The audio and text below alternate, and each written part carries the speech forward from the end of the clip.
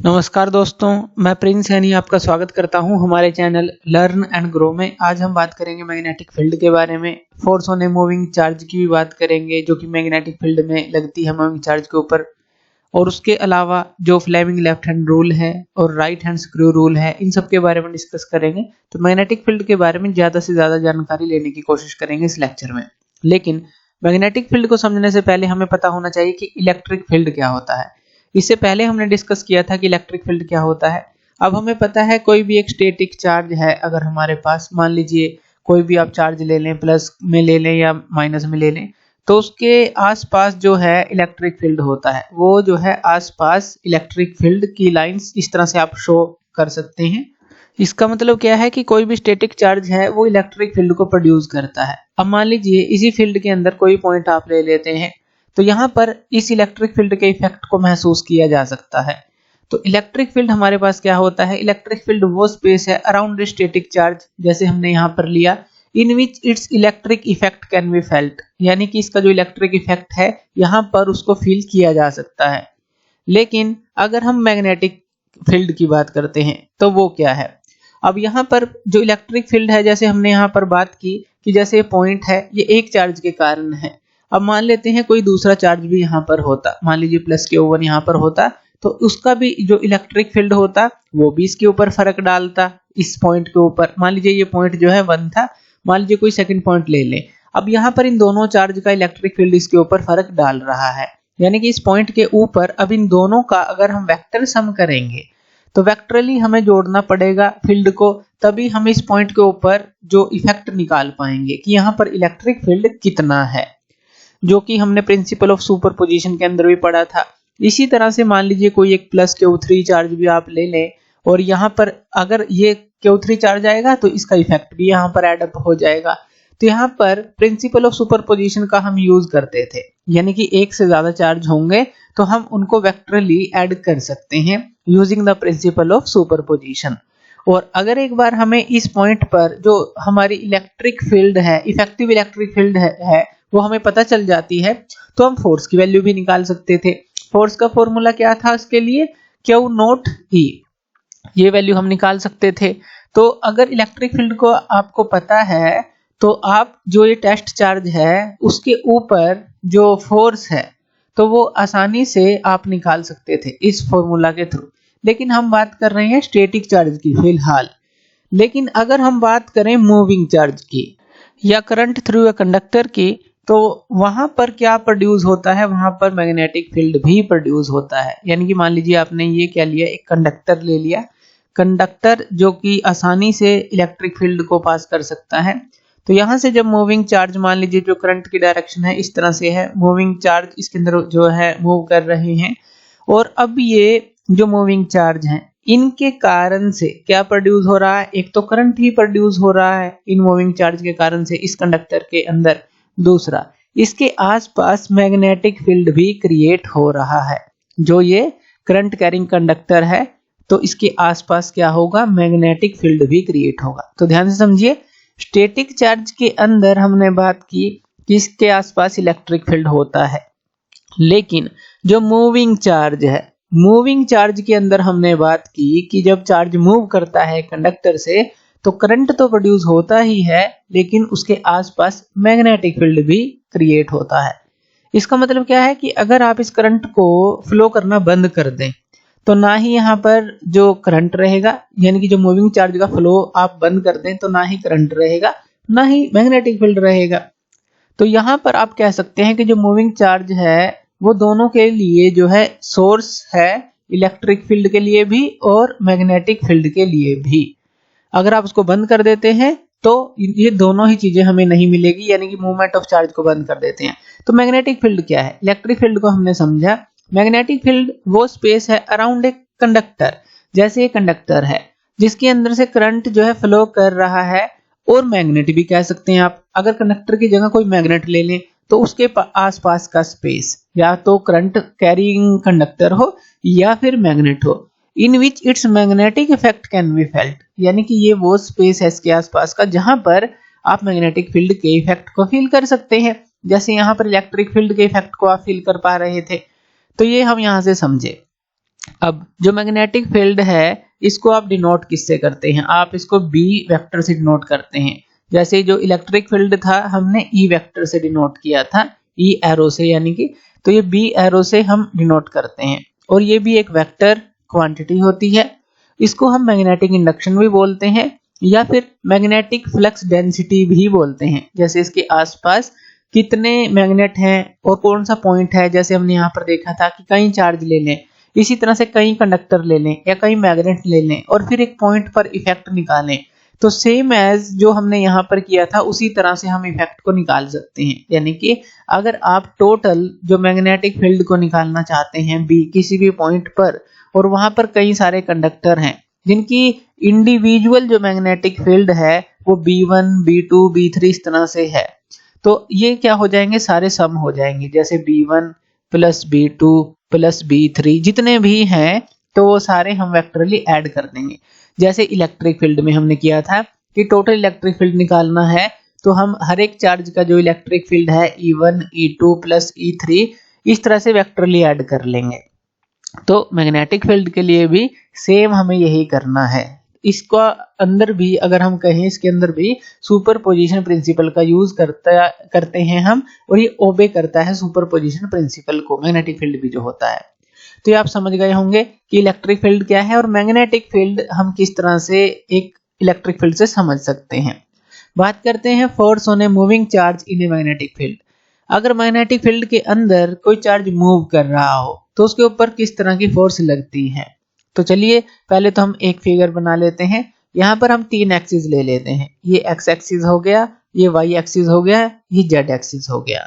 अब यहाँ पर ये तीनों जो एक्सिस हैं म्यूचुअली परपेंडिकुलर हैं, यानी कि एक्स से वाई जो है 90 डिग्री पर है और एक्स जेड से भी 90 डिग्री पर है, या फिर वाई जेड से कहें वो भी 90 डिग्री पर है।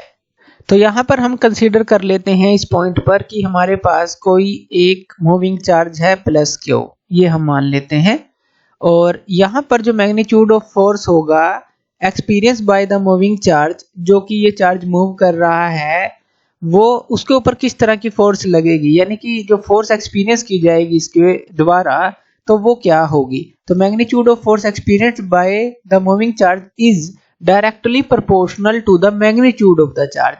तो सबसे पहले तो जो फोर्स होगी, जो इसके लिए अगर हम फोर्स को निकालना चाहते हैं मूविंग चार्ज के ऊपर, तो सबसे पहले ये जो डायरेक्टली प्रोपोर्शनल होगी खुद के इस चार्ज के मैग्नीट्यूड के। अब इसका चार्ज का मैग्नीट्यूड कितना है, क्यू है, तो force is directly proportional to Q.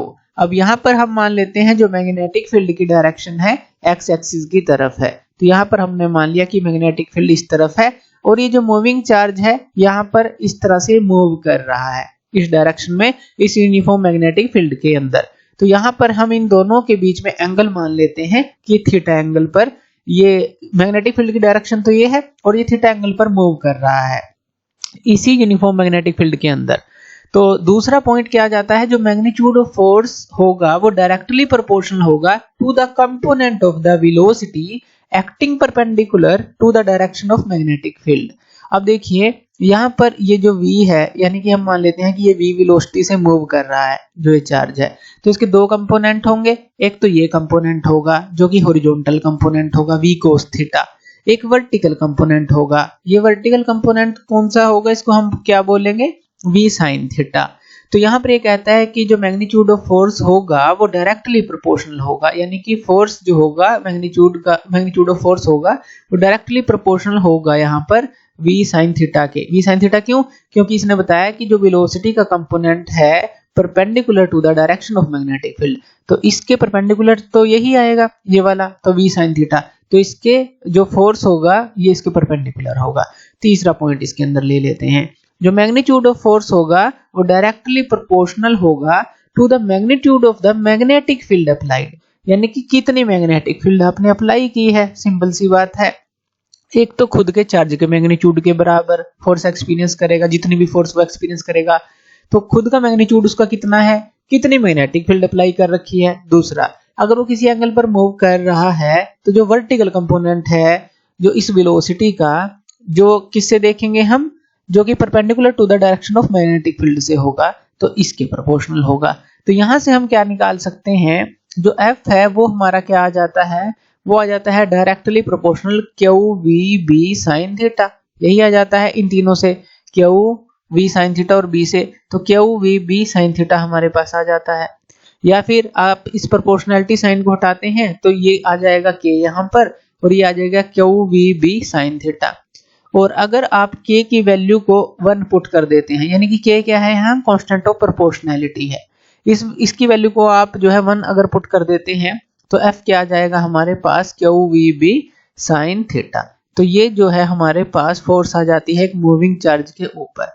अगर आप इसको वेक्टर फॉर्म में लिखना चाहते हैं तो वो भी आप लिख सकते हैं। तो आप इसको लिख सकते हैं f जो वेक्टर फॉर्म में इस तरह से, क्यू मैग्नीट्यूड हो गया और ये v क्रॉस जो b है ये इस तरह से आप लिख लेंगे।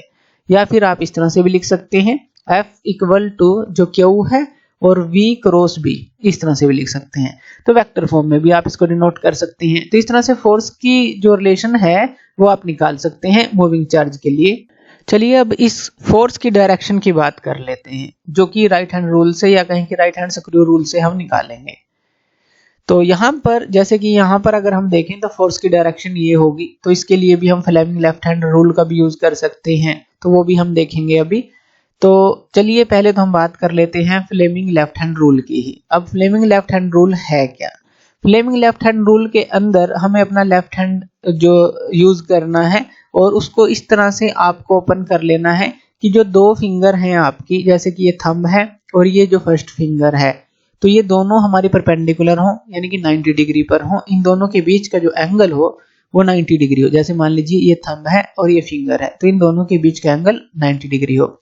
और ये जो फिंगर होती है हमारी जो सेंट्रल फिंगर है, इसको भी आपको इस तरह से, यानी कि अगर हम इस प्लेन की बात करें तो ये आउटवर्ड की तरफ होगी, प्लेन ऑफ द पेपर की बात करें तो ये बाहर की तरफ होगी इस फिंगर से।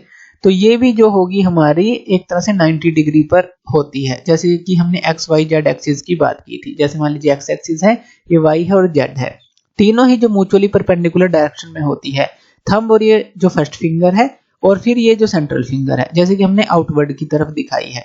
तो यहाँ पर आप कैसे फाइंड आउट कर सकते हैं फोर्स की डायरेक्शन को? अब मान लेते हैं कि जो फर्स्ट फिंगर है वो हमारी मैग्नेटिक फील्ड की डायरेक्शन में है, तो ये दिखा रही है मैग्नेटिक फील्ड की डायरेक्शन, और मूविंग चार्ज की जो डायरेक्शन है वो दिखाएगी अब सेकंड फिंगर। तो सेकंड फिंगर दिखाएगी जो मूविंग चार्ज की डायरेक्शन है, तो वेलोसिटी से हम इसको शो कर देते हैं। उसके बाद अगर हम इस फिंगर को देखें मैग्नेटिक फील्ड की डायरेक्शन, ये फिंगर देखें तो ये वेलोसिटी की यानी कि मूविंग चार्ज की डायरेक्शन, तो जो थंब होगा ये फोर्स की डायरेक्शन को दिखाएगा, तो ये हो जाएगी फोर्स की डायरेक्शन।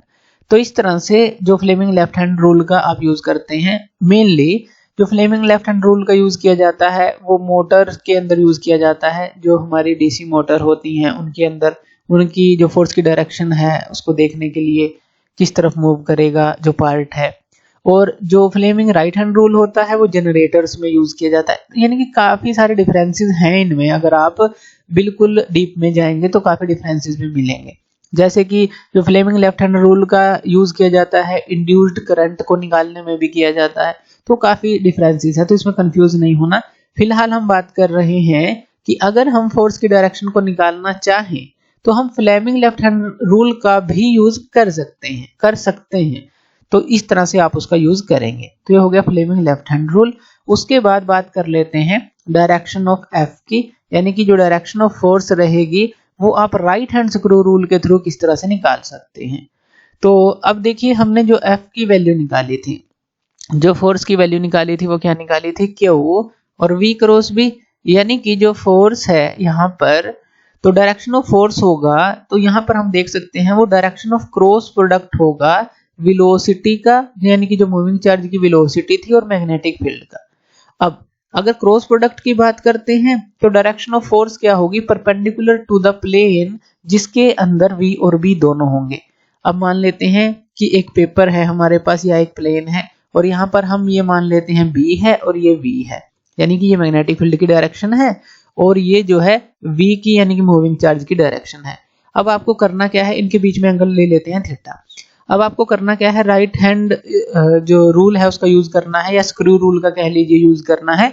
अब जो राइट हैंड का जो थंब है अगर आप इसमें देखें, बस आपको करना क्या है, राइट हैंड को सीधा रखना है और थंब को जो है ऊपर की डायरेक्शन में रहेगा आपका। अब जब आप V से B की तरफ अपनी फिंगर को कर्ल करेंगे, V से B की तरफ, तो जो आपको थंब की डायरेक्शन मिलेगी तो वो हमारी होगी अपवर्ड की तरफ, यानी कि ये जो F होगा ये होगा।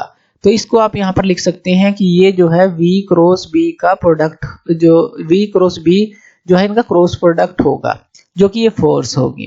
अब आपने किया क्या है, दोबारा से देखिए, जो थंब है वो जो है अपवर्ड की तरफ रहेगा और फिंगर्स को आप इस तरफ कर्ल करेंगे, इस तरफ कर्ल करेंगे इस तरह से, तो आप देखेंगे थंब की डायरेक्शन है वो फोर्स की डायरेक्शन ही दिखाएगा। अब ये जो है हमारा पॉजिटिव के लिए है, पॉजिटिव चार्ज के लिए हम ये ले रहे हैं, लेकिन पॉजिटिव चार्ज पार्टिकल के लिए तो, लेकिन अगर आप नेगेटिवली चार्ज पार्टिकल लेंगे तो ये जो है थंब की डायरेक्शन बिल्कुल उल्टी हो जाएगी। अगर इसके अंदर देखें तो यहाँ पर ये डाउनवर्ड की तरफ होगी, तो यहाँ पर ये F की वैल्यू इस तरफ होगी, तो ये ध्यान रखना है। यहाँ पर ये वही V है और यहाँ पर ये B है, तो यहाँ पर जो F होगा यहाँ पर ये उल्टा हो जाएगा, यानी कि -Q V क्रॉस B, ये नेगेटिव चार्ज के लिए हो गया, -Q हमने ले लिया, ये +Q ले लिया, तो ये जो है उल्टा हो जाएगा नेगेटिव के लिए, तो यहाँ पर हम नेगेटिव चार्ज ले लेते हैं। तो ये भी आप समझ गए होंगे कि जो स्क्रू रूल है राइट हैंडेड, तो उसका कैसे यूज करना है। बस V से B की तरफ फिंगर को कर्ल करना है पॉजिटिव चार्ज के लिए, थंब की डायरेक्शन आपको फोर्स की डायरेक्शन जो है दिखा देगी, नेगेटिव के लिए बिल्कुल उल्टी रहेगी। अब ये तो हमने बात की डायरेक्शन ऑफ F की, यानी कि जो फोर्स की है, जो मूविंग चार्ज पर लग रही है। अब डायरेक्शन ऑफ B की बात कर लेते हैं, डायरेक्शन ऑफ मैग्नेटिक फील्ड की अगर हम बात करें तो यहाँ पर हमें पता है जो फॉर्मूला है हमारे पास वो क्या था, QVB sin थीटा, ये फॉर्मूला था। अगर आप यहाँ पर Q को यानी कि मैग्नीट्यूड को 1 ले लेते हैं जो मूविंग चार्ज है, sin थीटा को भी आप 1 ले लेते हैं, यानी कि आप कहें थीटा जो आपने ले लिया 90 डिग्री, क्योंकि sin 90 1 होता है।